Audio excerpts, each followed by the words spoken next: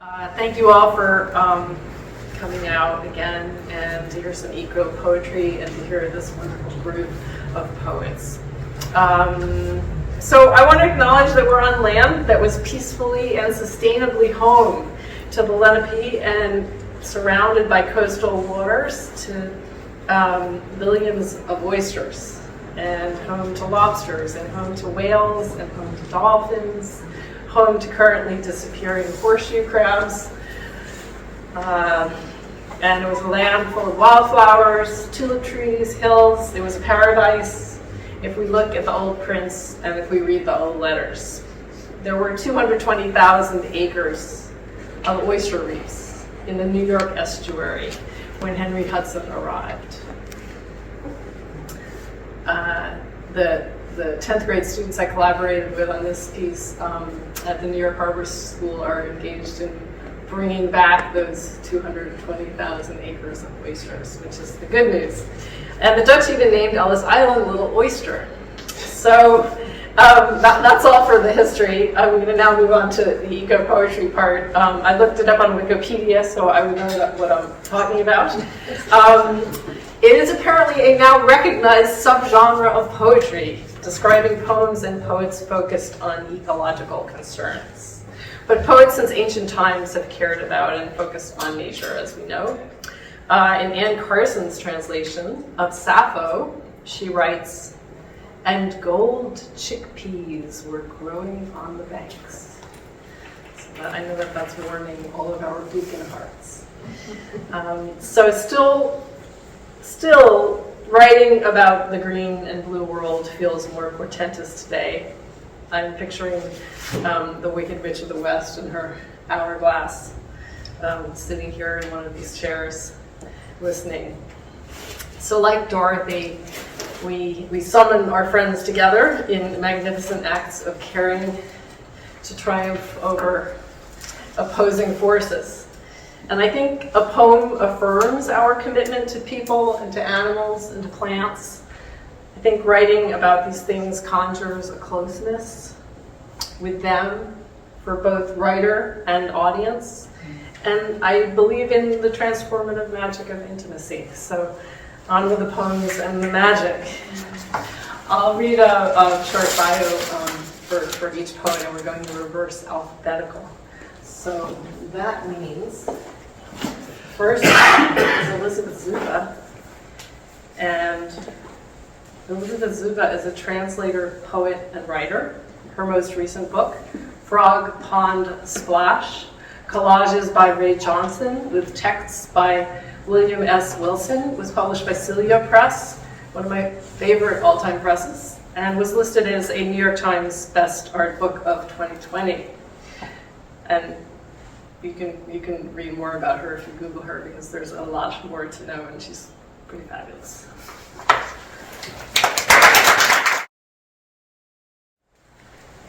Thank you, Central Booking, and all of you for being here, all of the artists and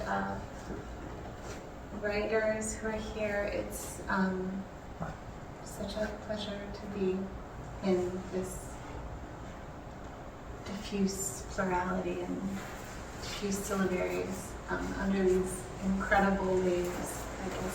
So, thank you all. So I'm going to read from two pieces of writing. The first is a very old chapbook, but it is the first thing that I thought of, and probably the thing that Desiree thought of when we were talking about this reading, because it is a poem play peopled by four protagonists of flood myths. So four different but pretty parallel flood myths.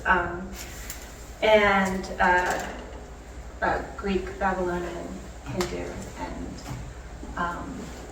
Judeo-Christian, Noah, biblical. So when I read, I haven't read often from this book, this little book, but I don't usually read the names. It's a play, so normally they're, but it's kind of tedious to do that, to read each of the characters who are speaking. So I'm just going to read it. And so, yeah, it's also kind of a meditation on quantum physics. It's not really eco-poetry, but it is watery. Okay. Oh, and it's called May Double as a Whistle. Having dipped their beaks under their crowns and slipped them up over their tufts of head bristles in an upward gesture of duration and will, calling their names 3 times across the sea, and turning to us hoverly, so does life pursue its trimmings, dears. Less mask of body than backdoor passageway could they be numbered a face-for-face affair. I still say Cummings said it best, all your apparent somewheres forever at the mercy of the ruthless, omnivorous everywhere. Still, we shifted our shoulders toward magnetic north and stilled our oars. Ahoy, pasturing clans. So turning side by side they passed, and the wooden chests of seedlings and their mating habits, floating squallward, where the geese thieve a trail out, the way lilacs know sound for lesser fools to follow, every discreet goose ear knelling. Take a page. Any page? Just fold it into a hollow ball with a paper lantern, like grandmother's seed pod atop the deluge. Shouldn't we reserve the term deluge for a more complex automatic mechanism? We should, atop the water. As is a body pumped with contrast dye, we ships in the storm teetering over the waves, no voice yet speaking to the sons of men, nor speaking their bidding elsewhere. Tossing eggs from the crow's nest and calling out, "Bon Dieu, eggs, I'll lower the sails. I'll sail nothing but topology." The wind blows the hull dry. Then your mouth blows the hull dry. Quadrupeds who are here as much as any of us to pitch the gilded furrows of slatted light above us out onto the gilded furrows of slatted light over the waves. The way a ball on a shelf exerts a gravitational pull on the shelf and shelf on it, resistance or submission. The same, gravity being secondary, a mass of the information, as in the paper lantern. And the antimatter? You know I have been rising and falling. Haven't we all, Brother Noah? Were it otherwise, your image would not move my own. Anyway, count as many waves as you like. Your hand points outside of them altogether. So one of us is remembering this, or we all are. Look how the animals rock their heads in time with the waves. And then this is from a new piece. This isn't out yet, but work that isn't out yet. But I just realized that it has a lot of kind of watery themes. So just grabbed a few. Things that do not need to be learned. Some people say the reason human beings like to swim is because of some carryover instinct from 500 plus million years ago when we were confined to the water, when we were fish confined to the water being fished, and so that's why we like to swim. And other animals, say the horse, for example, has no interest or inclination to swim whatsoever, which is obviously an extremely stupid thing to say, since all vertebrates, both the four-footed and the two-footed and the whatever-footed, were indeed once fish. So either we're wrong or the horse is. But then again, there really could be something to the way a drowning person sometimes just throws up their arms and sinks, rather than try at all to beat back the engulfing water in some wayward instinct to climb up, to climb out, to escape death, because of how we once escaped death by running up into trees. All our instincts concentrated by the gulf of falling that precedes us. The loss is blurring, bleeding quick on the heels of going. Who will know the body of the tree? Indiscriminating. Mopping our brows last night, everyone agreed the new performances at the train station are better on account of the indiscriminate number of participants who can come and go and really muddle even the most timid gestures at choreography, making any intentional steps appear all the more remarkable, but also all that more invisible, which is really quite nice, that kind of not knowing or seeing dance, because the pressure is totally off and more like walking around, like not knowing how many infusoria you might be swallowing on any given night swim in the Hudson, and let's not mention what else you might be swallowing. I don't even put my head under anymore. Infusoria is considered an obsolete term for what today are generally referred to as protista. Who made that call? Infusoria are big feelers too, feeling their way toward there and not there in clouds of everybody's welcome, so come on in. You can also cultivate them by soaking the skin of a papaya in aged water. Your guess is as good as mine, is whatever that means. But definitely the Hudson is aged, so maybe that's the definition, long enough to be the only thing that only receives. Infusoria, even with no nervous system at all, can still respond to environmental stimuli. Adjust, what would you call it, learning?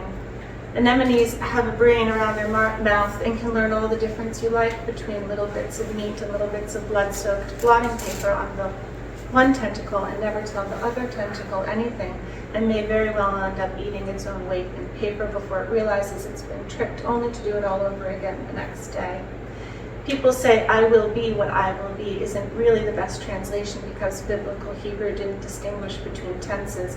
Look at my hands, I am becoming who I am becoming. The joint in the stem where the turning happens, which is just to say that plants are sluggish animals, not as sluggish as water clams, but close. The sun stretches across the late afternoon, drinks slowly from the river's cup.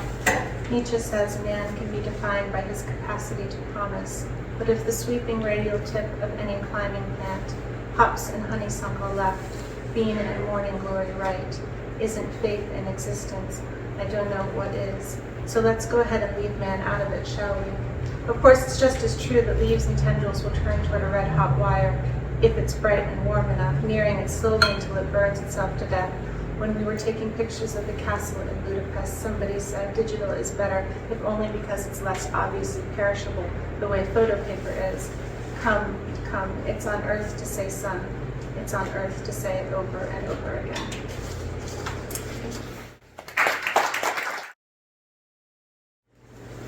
Joe Sarzotti has 2 books of poetry, Mother Desert, Grey Wolf 2012, winner of the Bakeless Prize selected by Carl Phillips, and Waiting for Achilles, Black Lawrence Press 2019. She has also published poems in Plowshares, Denver Quarterly, Southwest Review, Tupelo Quarterly, Radar, Alaska Quarterly, Borderlands, Verse Daily, and the anthologies Poem a Day, 365 Poems, and Vade Mecum, Redhead Press. She lives in New York City.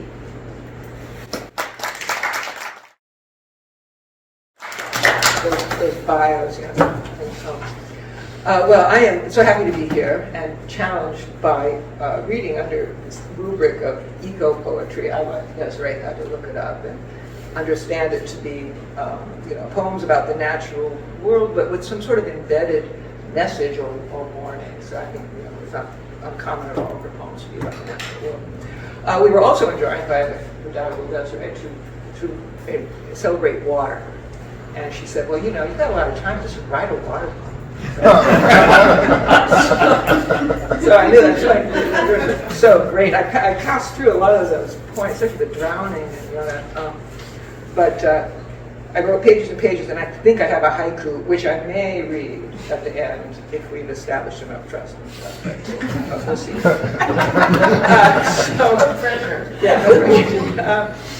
So I do have 2 recent unpublished poems that happen to be eco-poetic. So I'm going to read those. And then I'll move into a couple from the books that are water poems of a sort. So the first is called The Ghost Forest, and it refers to the installation on my Lynn. I don't know if any of you saw it a couple years ago in Madison Square Park. And it's a fabulous website you should visit also. But I'm going to read from it before the description of it before the poem. This is from the website. In nature, a ghost forest is the evidence of dead woodland that was once vibrant. Atlantic white cedar populations on the East Coast are endangered by past logging practices and threats from climate change, including extreme weather events that yield saltwater intrusion, wind events, and fire. The trees in Ghost Forest were all slated to be cleared as part of regeneration efforts in the fragile ecosystem of the Pine Barrens of New Jersey. So she cut them all down. The website documents all this, and as you'll learn, fate planted them in Madison Square Park. So this is the poem. The Ghost Forest, after Maya Lin.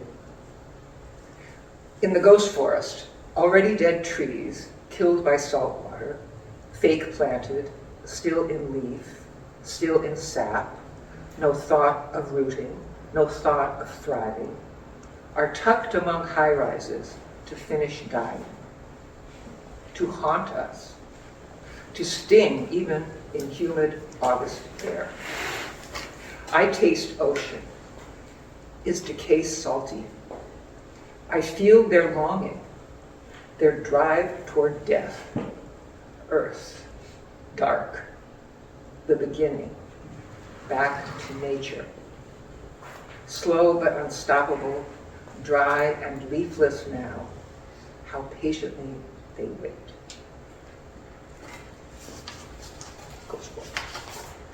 So the next one, my eco poem, is my COVID poem. And I must have done at least 3, and this one is the best. And it was inspired by the initial discussions of the sources of COVID. Now they come back to that and talk about Wuhan and whatnot, but initially it was always really fascinating stuff about these markets with live animals stacking each other. A previous epidemic where there were fig trees in Australia that bats were, inhabiting, and then the horses were eating the figs and infecting veterinarians. I mean, it was like these novels about the sources of this stuff. So anyway, this is mine, and it's hardly a novel. Contagion. Arrives on a wing sometimes, in the dark, in the dust, sometimes. A funeral, a dance, sometimes in the blue market, the wild stacked on the tame, sometimes a pregnant mare under a fig tree. I too remember the sound lone fear makes in streets, the way it collects in corners and tunnels. There is not much here left untouched, even the candlelit sky. Those are the eco poems. So I will now, this is my water poem. So this is called, it's waterly enough, horse latitudes, which are, you may know, those places in equatorial waters where the Spanish conquistadors threw livestock when they got calmed. So, when the ships like horse latitudes. The past lies in the brine of equatorial water, parchment folded, black ink veining where the quill paused. Rich doldrums full of gold where Spanish sailors threw the queen's horses, palomino, the color of her hair. On the outer banks, each wave a breaking promise of the new world. Lost colonies, lost ships, wild ponies swim even now. Okay, so I was setting this up. I knew this was a water poem I wanted to read. And then on the very other page, the facing page, was a poem called Bakersfield. Now, I'm not sure how it's in the news because it's where, it's reprehensible Kevin McCarthy is from, but it's where my brother lives. And, it's, if you don't know it, it's known for oil drilling, agriculture, and it's none of which would be possible were it not for irrigation. So it becomes, even though it's a very dry place, it's actually a water kind of poem.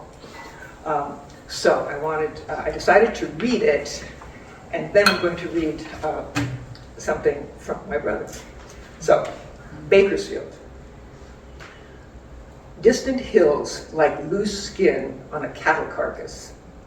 Saltbrush and cedar, dry clay. This land is a wild Mexico of the mind. Melancholy horses, oil pumps, scraped mineral cliffs give way to watered fields.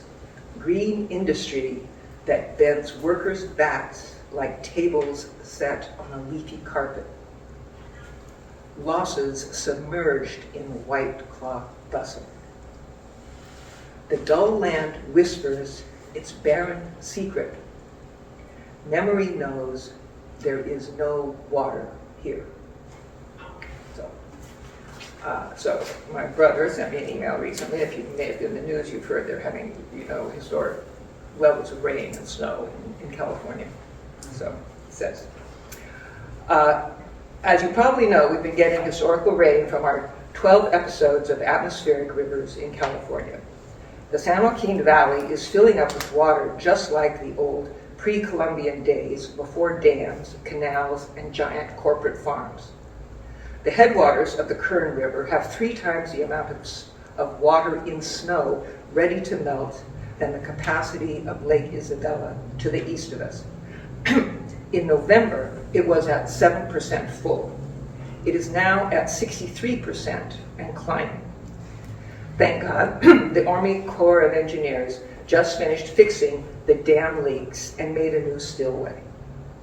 This spring thaw will give the new dam a good test. Of course, the Kern River is just one of about 8 rivers coming off the Sierra and heading to San Francisco between Sacramento and Bakersfield. There will be floods in California, worse than they are now this spring. It's even got November in it. I know. Okay, so I will finish up then with some frozen water, which is water, in practically my oldest poem, I would say. And it refers to this practice of long-haul truckers in northern Canada, who drive their trucks over frozen rivers in the winter it's a shortcut from the usual route. So. We're hearing a little louder. Oh, okay, sorry. Could you have my coffee? Because that's one of the problems with not getting flour. Thank you. I have lozenges too. Believe me, I'm done. I'm not going to stay over. Oh, and we have water here. Yeah, no, it's fine. Thanks. So, I dream my father drives on ice. What the ice says, body stress and hardness, brittle breaking like china shattered, door slammed. Footsteps on flagstone leaving. He strains for the sound of a pane of glass on a hard frost night. He knows to worry when he hears nothing. Ice road, rivery aqua, wild cold, frozen lakes, bleached tundra. Ravens score the sky, dance around upturned ribs of slain caribou. One treads air at his window, so close he can see the black bead in its eye. In April, the ice goes spongy and silent. The road collapses. Seagulls on the beach beg food from children. Summer-striped umbrellas, white sand, hot underfoot. He carries me on his shoulders, tanned forearms, V at his neck. Eyes like mine, ice blue. We listen to surf and shells. We know to worry when we hear nothing.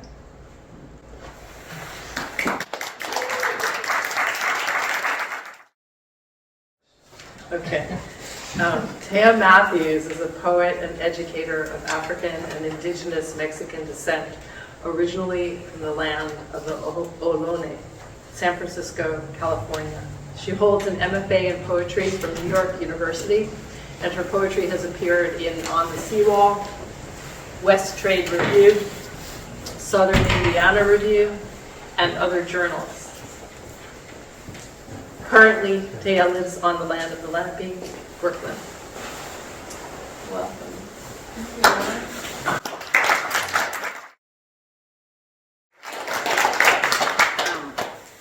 Hi everyone, my name is Thea Matthews. Really grateful to be here. I have some poems. It's an honor and privilege to be here and to be among like such exquisite writers. Y'all are amazing. And I love what you said, Desiree, in terms of how the act of writing, is a form of commitment. And that writing does affirm commitment, whether it's to uncovering, issues, processing emotions, memories. I mean, there's so much, right, breadth that comes with writing.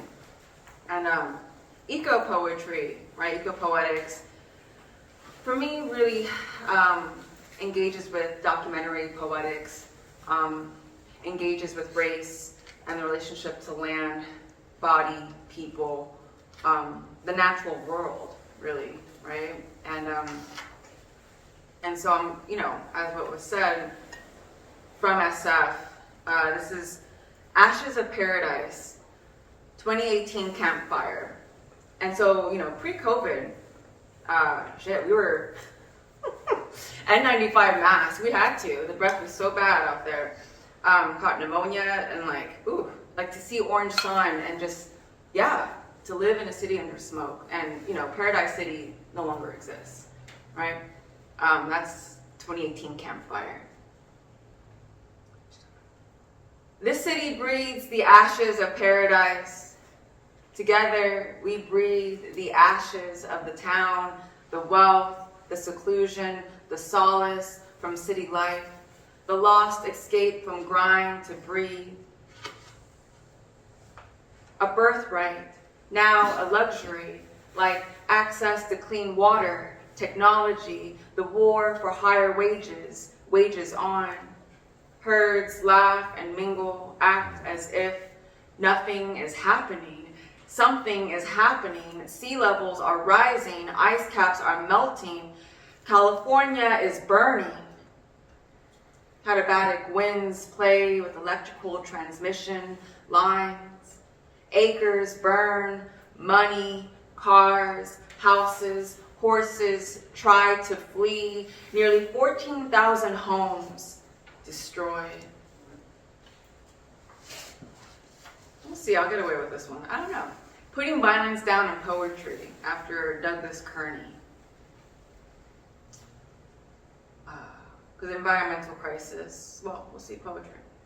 Putting violence down in poetry, as in what has brought me this close to you, as in a household name, VIP, a game for generations, 2 glasses of champagne, as in an irresistible dazzle, a violent kiss, as in watch the flames slowly unzip a man's jeans, swallow him whole, drop by drop. Violence, as in the walls beginning to shake. Do not drink the water from your bedroom window. You watch a father not be a father, but a brute with a baton. The killer is in the house. The killer is in the house. The killer is in the house. Douglas Kearney shouts, I am not making a metaphor. The keyhole into knots is not what you'd expect. Death indents my stomach. The door shouts, the subtleties, the nuances of what lays beneath uniform, what is wired beneath a smile, an access. Violence, as in gums carrying bullets, vowels holding gravity to what lays beneath $1, a massacre, a Persian rug placed in the auditorium. Beyond the ceiling, stars reflect a shield, the sky a shield. Violence is in your inbox, on your screen, sips your morning coffee for you, gets you a drink. Violence as in who boards the train, the school bus, gets on your next conference call, what snaps, breaks the new constellation in the heavens. Violence where your life awaits a settlement, sanctioned genocide, premieres on 35mm film. Snapshots are postcards, bones, souvenirs. Be careful, be careful. I hear a warning, a reflection, a gesture to a metronome, ticking, tick, tick, tick, to the minutes of a midnight dragged across porcelain prayers, crossing rivers in flames. A pulse growls in my gut. I stomp on the floor of family dinner. I stomp on the floor of coffins. I throw the food back to the old man. I stomp, scream, each word turns the living dead over. A line breaks, knowing the sharpness of each note. I bleed, I bleed each time a flat line. Sheet music becomes tiles of a bloody mosaic. Violence, as in another hand has a light, and my body becomes a gallon of gasoline for you to pour. Plastic bags. Plastic bags serve as monuments, $1 stores, power lines, cheap aisles of taxidermal suffering for the poor. Plastic toys break a young smile, a promise, everything will be okay.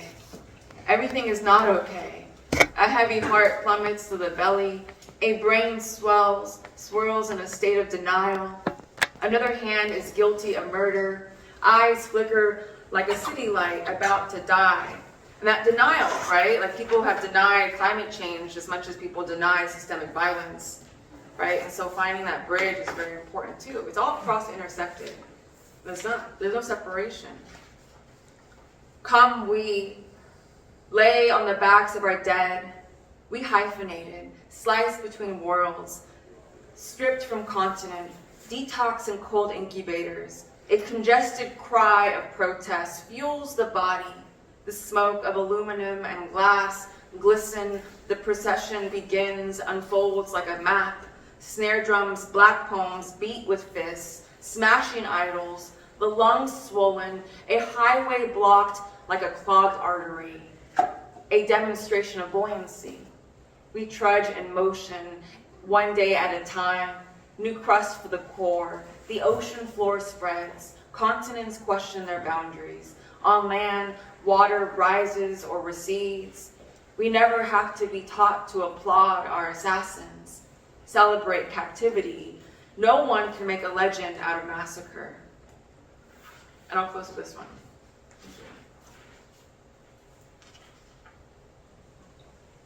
How much time do you have? I'll be. And the stretch I might make too, in terms of like the changes of weather and land, also extend to the impact of gentrification, the impact of families having to be in exile and leave the city. I've seen it mostly in San Francisco from where I'm from, but also too, it's in Brooklyn, you know? And so I'm just gonna race through these three short ones. On the way down, a moan leaks from a faucet of ruins. The question to live or die hovers over broken crack pipes.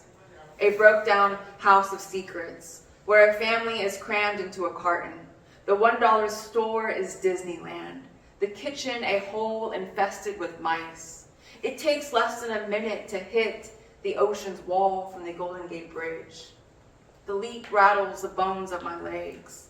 I remember my mother cooking pancakes for me every day, while shadows turned the TV on and off. The hallway would split, my toys would rot inside glass, burnt metal, needles. Why carry an old man's burden? The curse is mine to smash. I say I can dive into the arms of water. I say this man never loved me. Good thing I was found. Walking to Prospect Park. I turn to my right and your smile swells within me. Bronchial branches expand to the creases of your mouth. I feel the repair of broken valves and busted pipes. Will you kiss me on Eastern Parkway in Washington?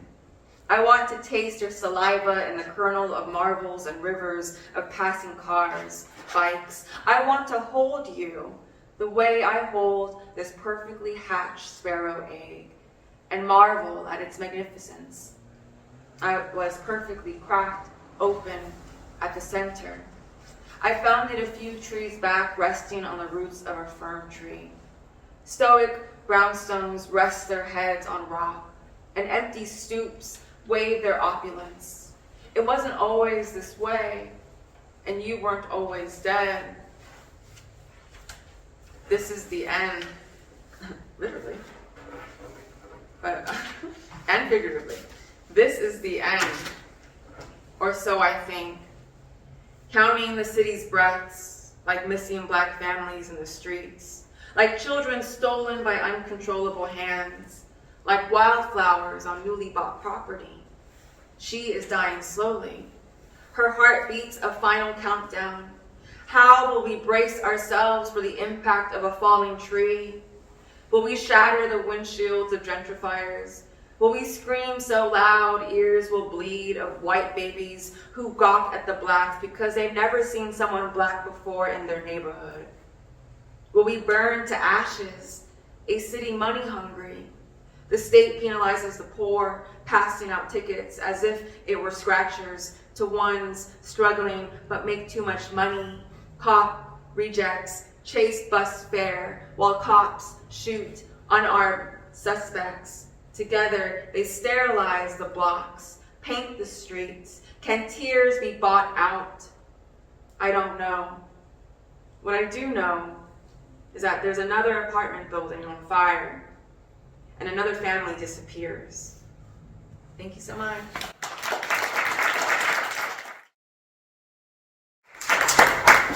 Thank you. The room is cold, but the poems are on fire.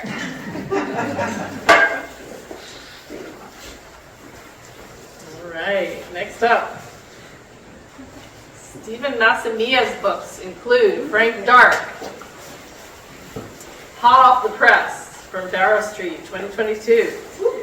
The co-edited Stronger Than Fear anthology, also hot off the press. Cooking with Muse, Tupelo, 2016, which will warm your kitchen if you get it. It's got great recipes. And won the Eric Hoffer Award. The Plague Doctor, SFASU Press Prize. 40 Floors from Yesterday, Bordighera Prize, CUNY. The Grolier Prize. His poems appear in hundreds of publications. He holds an MFA and PhD from Columbia University and teaches there and at the New School. Thank you, Stephen.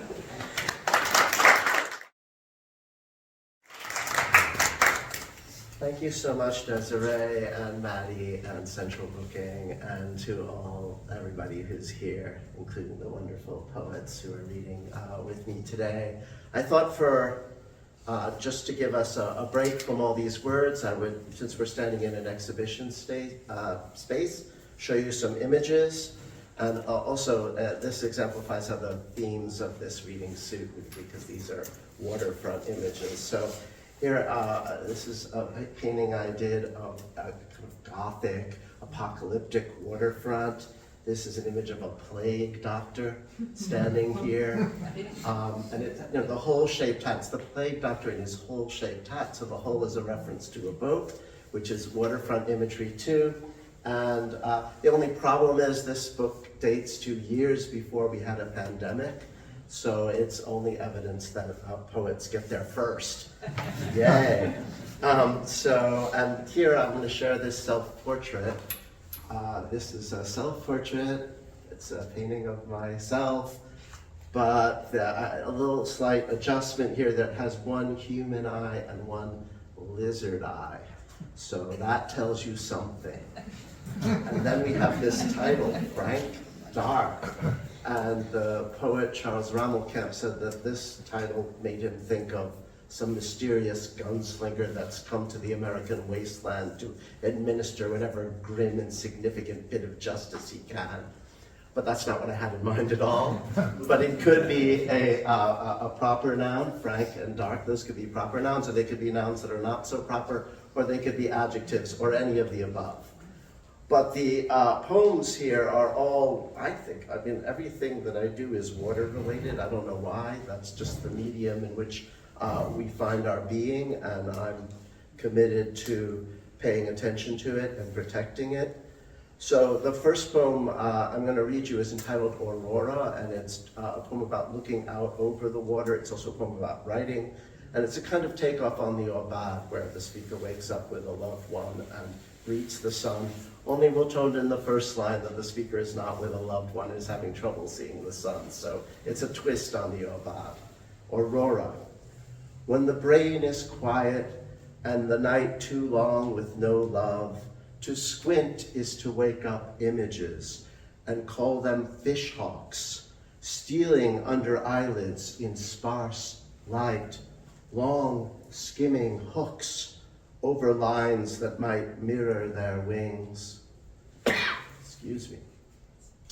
They are gliding so low, the fins of far islands, all else, every shift there remains just a ridge in clear water moving. I have visions of this shoreline other shorelines cannot know, each rip let loose, that dry screen of night. On the balcony I'll meet the orange air, waking for a sign of prey, scanning for where I might have begun in the darkness. A single beaker sweats, see how the chill grants me ripples of light. I am glass, too clear to slake thirst. And the form of this piece represents birds skimming over the water being mirrored. So there's a way in which the form of a poem can be the X-ray of its content. The next one that I'd like to read is entitled Getaway, and it takes place outside New Orleans, the Gulf of Mexico, the site of many an ecological disaster. Every time there's a storm now, that the BP oil spill has not gone away. Every time there's a storm, everything on the bottom of the sea gets stirred up, and the shrimp haven't come back yet, and so forth. So, and that's not the only eco-disaster that's taken place there. But this poem branches out and addresses also the pandemic and broader themes such as alienation, blindness, blight, injury, sickness, addiction, death, grief, underworld ghosts, you name it. But we're moving toward vision and a deeper apprehension and reflections on the nature of reality and of writing and so forth. Getaway. Outside lockdown New Orleans, pre-dawn high beams reach through long, dead, blonde grass. A metaphor is not a crime scene. A dreamer is not a detective.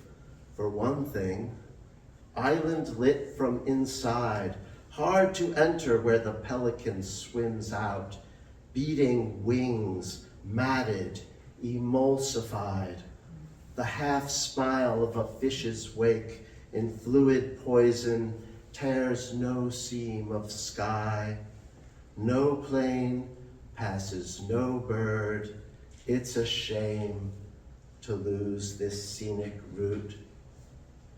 Asterisk. Veins are greener than arteries.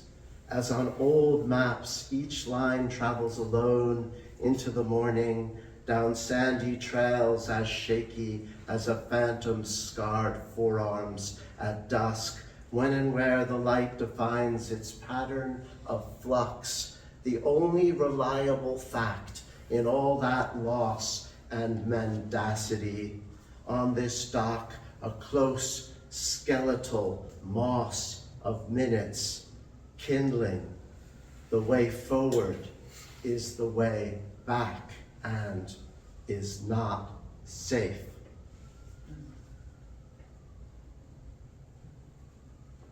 I'll read you another eco-poem set in the Gulf.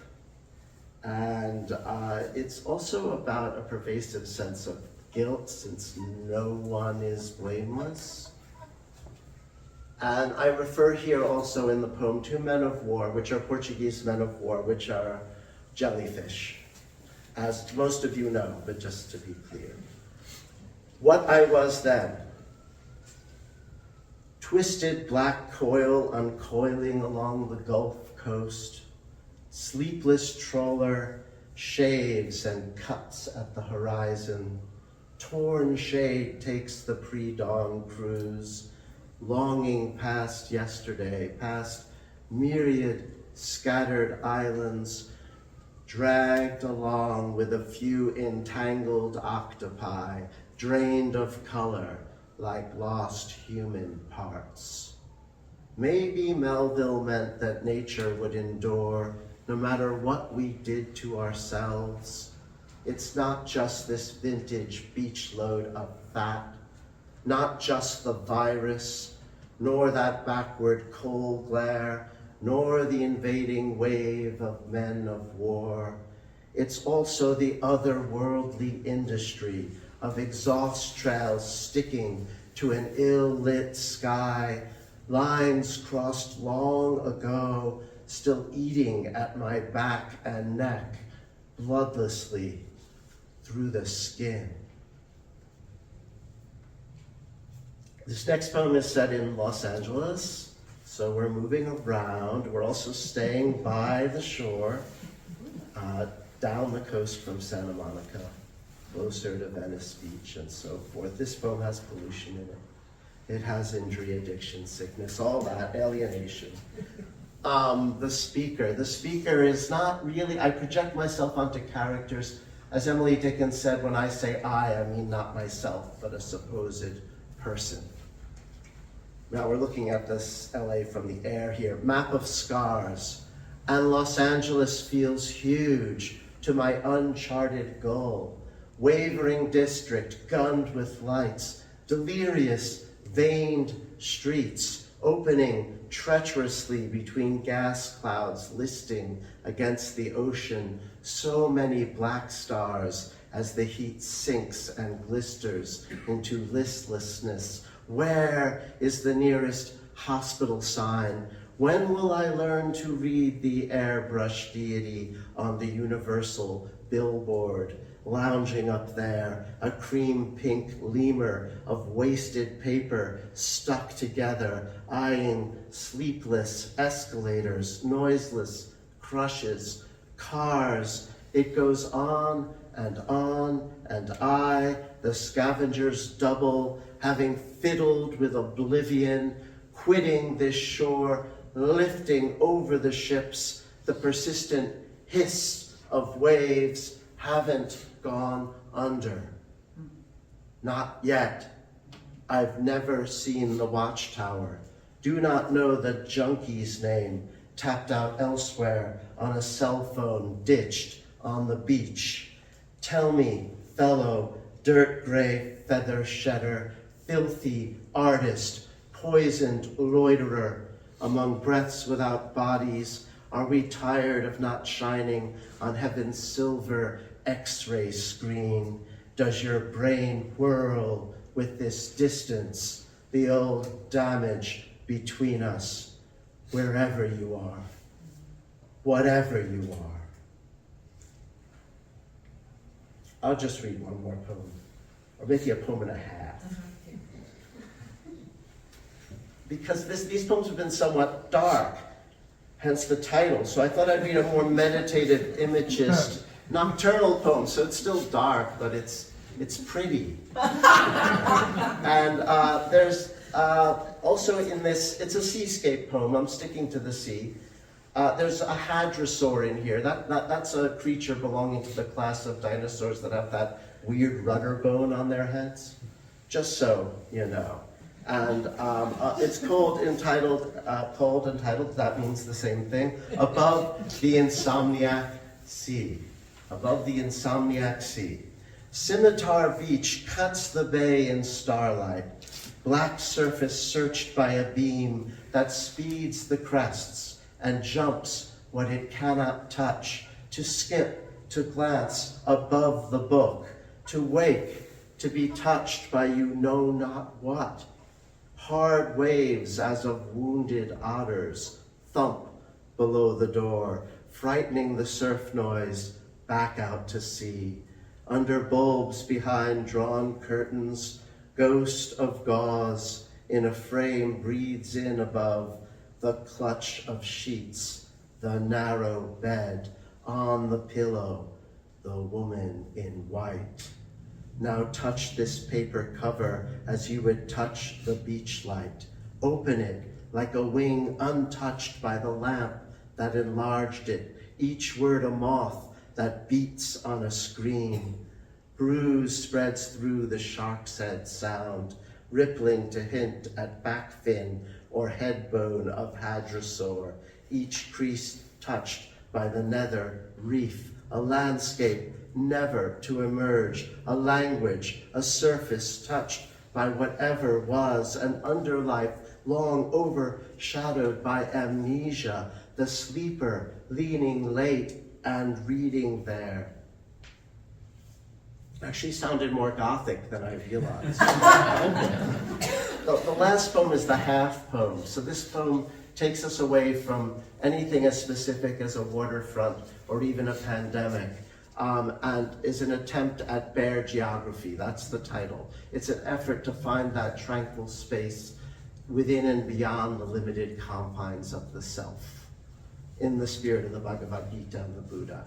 And the poem is much shorter than what I just said. Attempt at bare geography. Our first sound is a cry. Then it takes too long to realize we must be quiet to begin to hear the quiet in our lives before the quiet beyond our lives begins. Wow.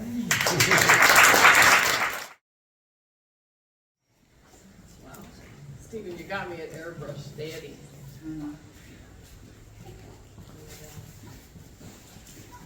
How are y'all doing? A little water break? Okay.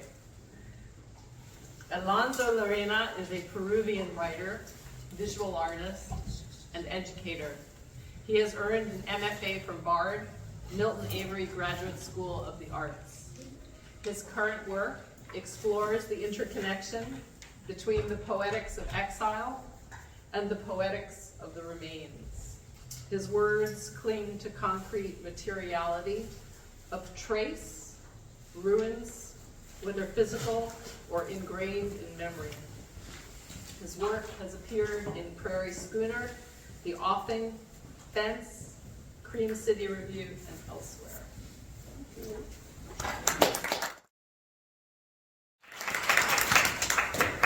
Thank you everyone for being here. Thank you, Desiree, for inviting me.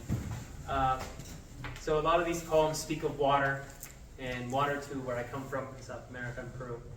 I'm going to start with a translation of a poem by a good friend of mine. 5. From all the faceless animals that stare me down, I created an inventory. There's the ocean that devours the dead, and salts them, and cures them, so their future age may never lack the dead. There are the children who witness the earth fall over its eyes. There are the spilled eyes over a field. There are the eyeless who don't believe in the world. There are the dead who don't remember their names. There are the lost dead who wander aimlessly. There are the hands sawn in pathways. There are the women whose only children are blurry memories. There are our countenances, false and shaved. There are the lies forming red lips. There are the shadows who occupy the space left by bodies burned to ash. There's the ash in the eyes. There are warflowers that watch from every corner. Of all the animals who lose their skin and flesh entangled in this hell, the only one that outlives us is ash. I grew up right by the Pacific in Lima, Peru as a kid, and there's just the wildest fog every morning. So I wrote this thinking of that. Ode to Fog. Fog is the wisest manifestation of water. I've never met subtle waves or honest clouds. Their fickle indecisions are nearly human topographies, never exudants on a window, yearning for invisibility. In misty communion, life poured as false hope enters crystal mouths. This one is titled Fracture. I was a carob, uprooted, an invisible painting bulldozed, a seagull dive bomb, a comet of blood, splattered across seawater, a blur, away from the two-beast nation, home to centipedes that surrender their bodies for their young to feed, matriphagy, soft mandibles extirpate life within highland underground. Home to flamingos, a flag on a soundless beach. Sovereignty rips us from feather to fin. Home to this question, which lives are worth grieving? Too often, what we have in common with the vanished is silence. This one is titled Field Poem. At the riverbed bank, between willow, between shore, between green, above shallow puddles where the forest thirsts, a swallow's morning glint became its last hint of life. A soaked beak cannot swim on broken wings. Ants feasted away flesh as a flame devours wax. Losing all disdain for water, losing all disdain for flight, I jumped in and nearly gave in to my proclivity for animals. It nearly suffocated me as a child. Isn't it ridiculous? Now I know. To eat, you must sometimes drown. This poem begins a conversation with my little sister. It's called Beach Poem. We were standing by the Pacific. As a child, I learned to see through fog in a coastal manner. Much as harvest and love become a single act for fishermen. A skill I retained after the Pacific and I parted ways. As a child, I took for granted the white shades on cold frothed waves that accompanied my morning walks to school. Mornings raced by surfers, ready to wrestle the Pacific. Post-migration teenage landlocked years were color riots without glow. Life on knees without ocean dark wine. The sun gleams a different kind of orange over the Pacific. I proved this recently. Pebbles pullied back and forth surrounded my feet in Lima. My sister and I, in a citrine embrace, looked to the right side of the ocean as the blaze set away. Cool, salt-scented clouds dance the wind of the Oregon coast. Gorged seagulls far north barely sing, but there a poet and I discussed how far I am from Peru. I told her, here I look left. This last one is really the poem that came to mind when Desirée asked me to read here and to be basing it around eco-poetry. There's two Ashaninka words. The Ashaninka are a tribe nearly extinct in the Peruvian rainforest. They fought the Spanish and then they fought during the Peruvian Civil War in the 80s and 90s. Otorongo of the Night River, and an Otorongo is a jaguar. Otorongo of the Night River. The selva's jaws engulf mountains and storms. I taste my lips, bite them numb, with the aftertaste of coca mist and amapola clouds. Here, the rain speaks to smoke with a cigarette in hand. Here, the icy peaks breathe life when they die. The sky fights for blueness. The moena fights for greenness. Leaf-cutting ants exhaust their routes. And the Ashaninka words are a silence, palabras muertas en la tierra, that long to be disinterred. The hint of starlight travels through the canopy. Bewildered, dim light gets lost in the raven's forest's violence body. The Chuyachaki asks, ¿Quiénes son las bestias? The jaguar longs to hunt and stalk the spectacle caiman. Their tears are an untangled vine Peruvian tale. Claw, dagger, velvet track, gory thievery rents life in heartbreak dark. I want to swim the night river in the aftermath, where shadows cannot dive, where the saturated night jaguar is barely moonlit, and bark sap remembers who survived, and a cedar cage encases my mammal heart for piranhas to feast, so I may become an unclean animal consumed by beasts. The the atonement for all the seeds I've reaped. Thank you. It is so unfortunate reading last because all of these poets make an impossible act to follow. It's such a special day. I'm so happy to be meeting with all of you. What a treat.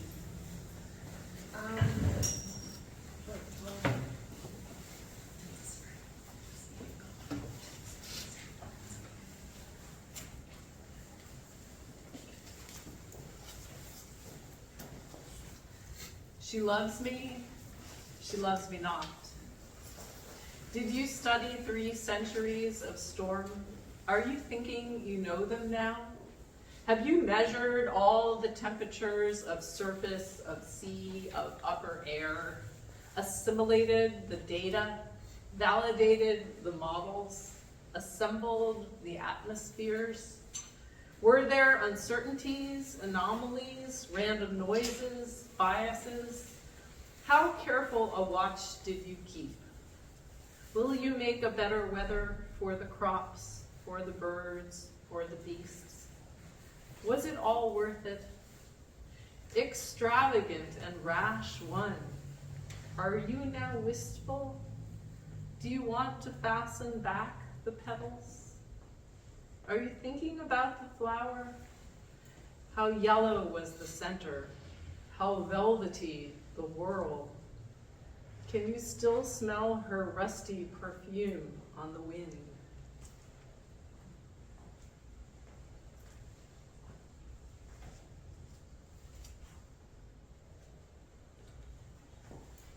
If the war goes very well, something more powerful than will, the heart, anarchic, does not cease firing. It has not finished sewing itself together. What settles in the fine mesh? Longing. I am tame and used to loss. The future puts its hands into my eyes to fall into the human. Fast we grow, faster than bamboo grows, than a frog bleeds. The limit of what I had follows me to ocean bottom, a fish shadow pressing the cabin door. This clinging to person and place, only to move on and under. Is it so with mammals and fish? Contact sweeps across me every 3 seconds. Sighted seaplane through periscope. Sighted 2 seaplanes through periscope. Surfaced. Sighted 2 planes submerged. Sighted the end submerged. Out there a great dark thing will take none of the names I give it.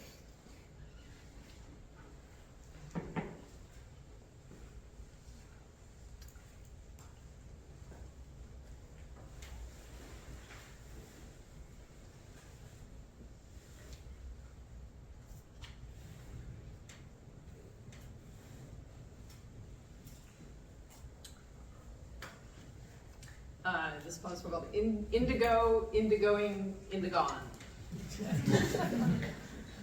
1519. The artist of the tempest is dead.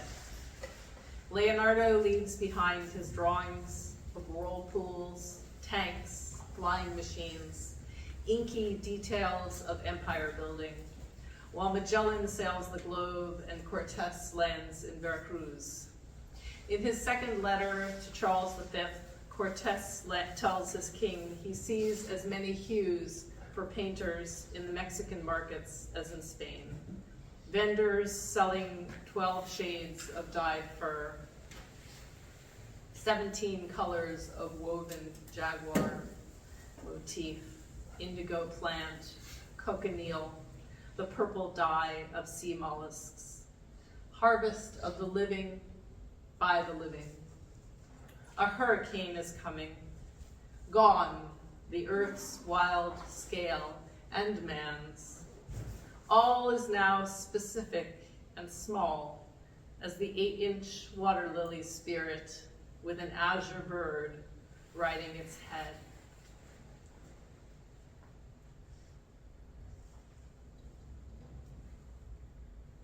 Okay, Joe had a horse sea poem, so this is my seahorse poem.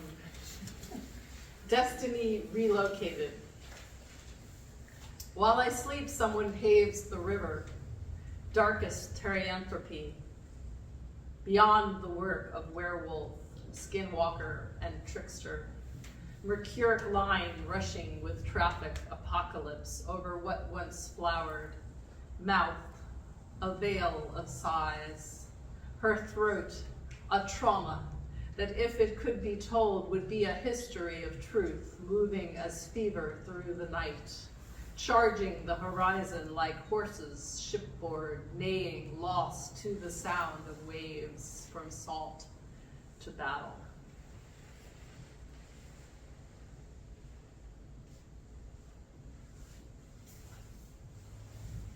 So I'm going to read one more poem from this book and then close with the poem on the wall.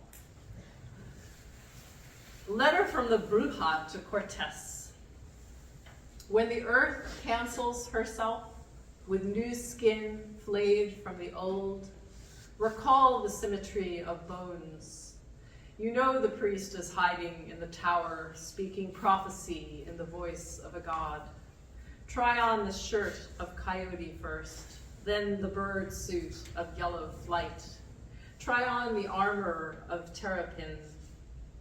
Inside the victim's mouth, hunt for parched fangs of the rain god.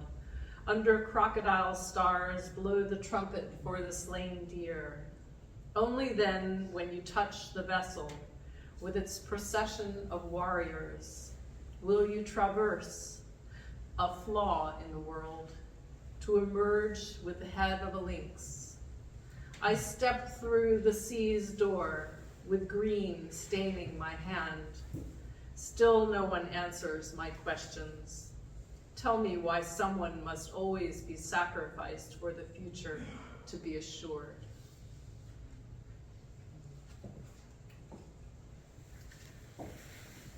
So this is the poem that's deconstructed on the wall, and actually that's really how I write these poems, is in little bits of sentences and fragments, and then I move them around, and then so this is really a poem in progress. And so all the brown writing is me, and all the blue writing is from 10th graders at the New York Harbor School, where they're rejuvenating these oysters in their aquaculture program in collaboration with the Billion Oyster Project. So a little shout out for the Billion Oyster Project and for the 10th graders of New York Harbor School, including my godson, Horatio Matola, who really made me happy. So this is called, and this poem's full of all this extraordinary research that came about through 2 years of working at the New York Historical Society with their extraordinary archive. Oyster Saloon, of which there were many all over downtown Manhattan and the whole area, really. Oyster Saloon. I guess there's one more thing I need to say, which is that the piece is also in conversation with a series of paintings by Thomas Cole called The Course of Empire. Just so you get the puns. Okay, here we go. Oyster Saloon. Of course, off course, empire. Coursing river, tar stream. Oysters like a clock ticking by the dock. I am thinking of what was lost. Of course, empire. In destruction, time is never destroyed. Waves wrapping rings around shells. Cipotet, little creek. I will paint rivulets in the painting of how it used to be. There will be brooks not yet paved. Lenape streams. Tankane. I will draw giant oyster shells the size of dinner plates in Buttermilk Channel. 6-foot lobsters. There will be dragons here, again. I am not thinking of doom. I will paint streams full of fish across Manhattan. I'm looking at Thomas Cole's painted pink sky falling on teepees, blush colonnades, afternoon with empire, then war with fire, smoke on cloud. Desolation, that clock, hovers the river. Why does Cole paint faces on the canoes? Humans always putting faces on things. The same mountain in every painting, a kind of landscape permanence, and a road, always a road, and a railroad, an underground railroad. Oysters like tree rings, forever reaching out. Oh, little angel oysters, come back to the harbor. Thomas Downey, born free in Chincoteague in 1791, becomes an oysterman, saloon keeper, businessman, abolitionist. Thomas Downey runs a river of freedom at 5 Broad Street in Manhattan. Look in the basement by the pickled oyster barrels. Freshet, tributaries, Lakahanak, Lenape, name for the fork of the river. Minetta Brook, haunting gush. Shh. I hear it under my bed when I sleep, sluicing the soft night below asphalt. I hear the ghostly oars plashing water, coral bells and sumac, moon rising over column, canoe of tulip wood burning on the waterfront. Thank you all.